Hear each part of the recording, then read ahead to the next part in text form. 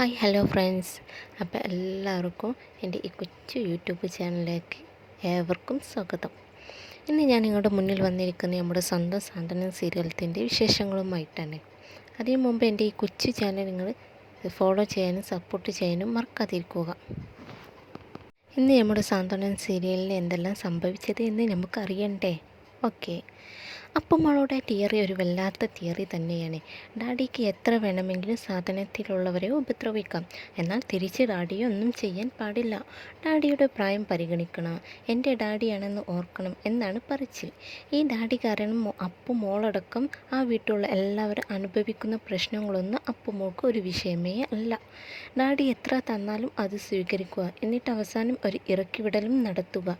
പിന്നാലെ നടന്ന് ദ്രോഹിച്ചപ്പോൾ ശിവൻ രണ്ട് പൊട്ടിച്ചു. അതിലൊരു തെറ്റും തോന്നുന്നില്ല. ഇനി അപ്പുമോൾക്ക് തോന്നിയ അത് വീർപ്പിക്കലാണെന്ന് പറയാം.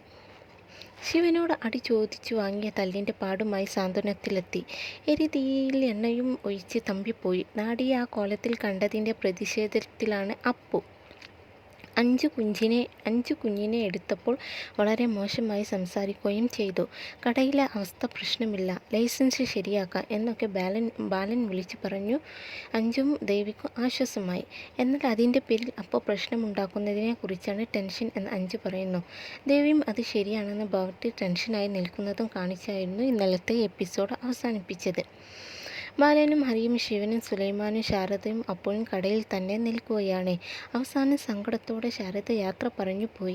പ്രശ്നങ്ങൾ എല്ലാം പരിഹരിക്കപ്പെട്ടിട്ട് വിളിക്കാം എന്ന് പറഞ്ഞിട്ടുണ്ട്. എങ്കിൽ പിന്നെ നമുക്കും മടങ്ങാം എന്ന് പറഞ്ഞു. ഭക്ഷണ സാധനങ്ങൾ എല്ലാം അറിയാവുന്ന ഹോട്ടലുകളിൽ കൊടുക്കാം എന്ന് സുലൈമാൻ പറഞ്ഞിട്ടുണ്ട്. സൂസനെ കണ്ടിട്ട് വിവരം പറഞ്ഞു വരാം എന്ന് ശിവൻ പറഞ്ഞപ്പോൾ ഹരി വീട്ടിലേക്കും ബാലൻ കടയിലേക്കും മടങ്ങി. തമ്പിയും മഹേന്ദ്രനും അടങ്ങിയിരിക്കില്ല, ശ്രദ്ധിക്കണം എന്ന് ശിവനോട് ബാലൻ പ്രത്യേകം പറഞ്ഞിട്ടുണ്ട്. അമ്മയുടെ മുറിയിൽ മുഖവും ഏറ്റിപ്പിടിച്ചിരിപ്പാണ് അപ്പു.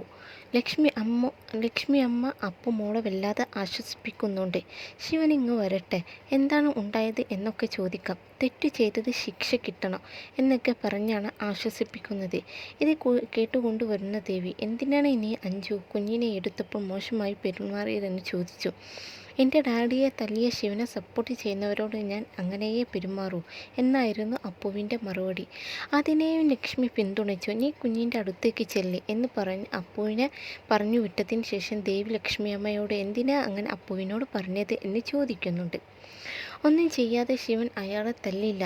കട പൂട്ടിച്ചതിന് പിന്നിൽ അയാൾ തന്നെയായിരിക്കും. ക്ഷമ നശിച്ചപ്പോൾ തല്ലിപ്പോയതായിരിക്കും. അതിനിനി അമ്മ അവനെ വഴക്ക് പറയാൻ നിൽക്കരുത്. ഏതവസ്ഥയിലാണ് അവൻ വരുന്നത് എന്നറിയില്ല. പാവം, എത്ര കഷ്ടപ്പെട്ടാണ് കട തുടങ്ങിയത്. പിന്നാലെ ചെന്ന് ഉപദ്രവിക്കേണ്ട വല്ല കാര്യവും അങ്ങേർക്കുണ്ടായിരുന്നു. എന്നിട്ട് ആ കോലത്തിൽ ഇവിടെ വന്ന് കയറി ബാലേട്ടനെ കുറ്റപ്പെടുത്തിയത് ഇവിടെ ഒരു കലം ഉണ്ടാക്കാൻ തന്നെയാണെന്ന് ദേവിക്ക് നന്നായി അറിയാം. അത് ലക്ഷ്മി അമ്മയോട് പറയുകയും ചെയ്തു. പോകണോ വേണ്ടയോ എന്ന ചിന്തയിൽ ഇരിക്കുകയാണ് കണ്ണൻ. അപ്പോഴാണ് ഹരി വരുന്നത്. പോകുന്ന കാര്യത്തിൽ മാറ്റമൊന്നുമില്ല, ഈ പ്രശ്നം ഇപ്പോൾ അവസാനിക്കും എന്ന് ഹരി അവനെ ആശ്വസിപ്പിച്ചു. അഞ്ചും ദേവിയും അങ്ങോട്ടെത്തി കാര്യങ്ങൾ തിരക്കി. കട പെട്ടെന്ന് തുറക്കാൻ പറ്റും, വേറെ പ്രശ്നങ്ങളൊന്നും ഇല്ല എന്ന് പറഞ്ഞപ്പോഴാണ് കലി തുള്ളിക്കൊണ്ട് അപ്പുവിൻ്റെ വരവ്. നിന്റെ ഡാഡിയാണ് അവൻ്റെ കട പൂട്ടിപ്പിച്ചത്. ബാലേട്ടനെ കൊണ്ട് തോട്ടം പണി ചെയ്യിപ്പിക്കും എന്ന് പറഞ്ഞപ്പോൾ തല്ലി. അതിലൊരു തെറ്റുമില്ല എന്ന് ഹരി പറഞ്ഞു. പക്ഷെ അപ്പുവിന് അതൊന്നും പോരാ. എന്നാലും എൻ്റെ ഡാഡിയെ തല്ലാൻ പാടില്ലായിരുന്നു എന്നായി. കെറുവിച്ച് അകത്തേക്ക് കയറിപ്പോയി. ചെന്നൈയിലേക്ക് പോകാൻ ഡ്രസ്സൊക്കെ എടുത്തു വയ്ക്കുമ്പോൾ ഹരി നോർമലായി അപ്പുവിനോട് സംസാരിക്കുന്നുണ്ട്. പക്ഷേ അപ്പോഴും അപ്പു മുഖം വീർപ്പിച്ച് ഇരിക്കുകയാണ്. നിന്റെ ഡാഡി പിന്നാലെ ചെന്ന് ഉപദ്രവിച്ചാൽ അവൻ എന്ത് ചെയ്യണം? അവൻ എത്രമാത്രം കഷ്ടപ്പെട്ടാണ് ആ കട തുടങ്ങിയത് എന്ന് നിനക്കും അറിയാവുന്നതല്ലേ. എന്നിട്ട് ഉദ്യോഗസ്ഥരെ സ്വാധീനിച്ച് ആ കട പൂട്ടിക്കേണ്ട എന്തു കാര്യമായിരുന്നു നിന്റെ ഡാഡിക്ക്? ഇതുവരെ നിന്റെ ഡാഡി ചെയ്ത ദ്രോഹങ്ങളെല്ലാം മറന്ന് ഇതുപോലെ സംസാരിക്കരുത് എന്നൊക്കെ ഹരി പറഞ്ഞു. പക്ഷേ ഈ തല്ലും വാങ്ങി ഡാഡി വെറുതെ ഇരിക്കും എന്ന് കരുതേണ്ട. എനിക്കറിയാവുന്നതാണ് എൻ്റെ ഡാഡിയെ എന്നാണ് പിന്നെ അപ്പു പറയുന്നത്. പറയുന്നത്.